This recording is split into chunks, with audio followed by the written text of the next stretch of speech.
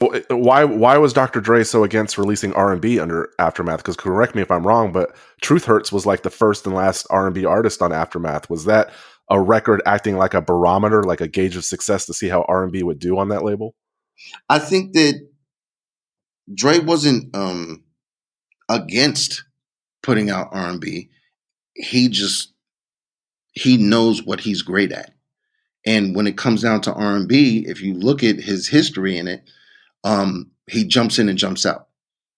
It was like the first real R&B album that we did was Truth Hurts, and prior to that, he had artists. He had artists that were signed that were R&B artists like RC and different kids that were on the Aftermath Entertainment compilation that he first put out. So he had it.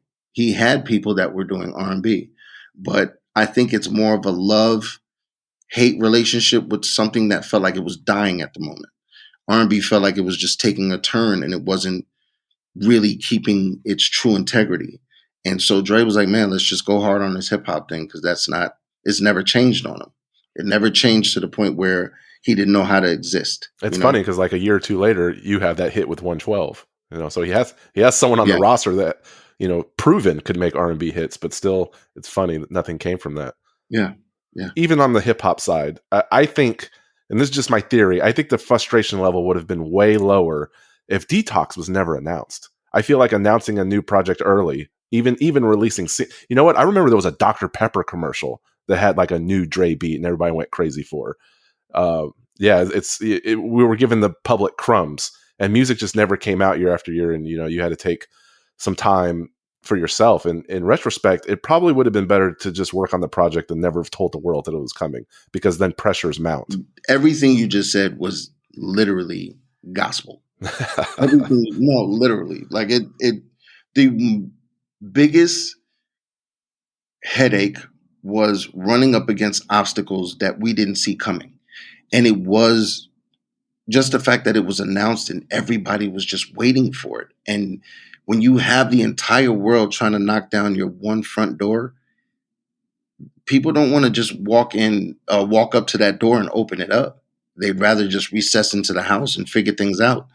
And I don't know how many times we went through different segments of what Detox was going to sound like, and beats and songs and leaks. And it was just so many things that felt like it was against the project instead of being for the project. So I can understand why he was frustrated as well. Well, I learned just, he was hospitalized last year to a brain aneurysm. We all know that, but I just learned that the doctors thought that he was going to die. They actually invited his family to the hospital so they could give their last respects to him, but he beat the odds.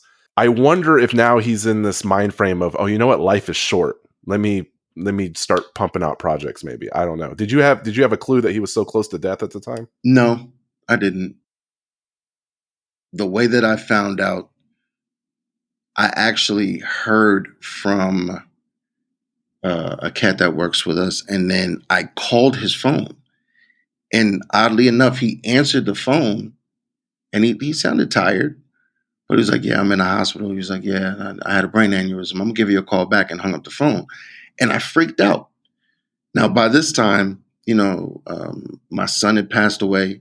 My wife had left. And then hearing this, it was just, I lost it. I'm like, yo, this is like my big brother.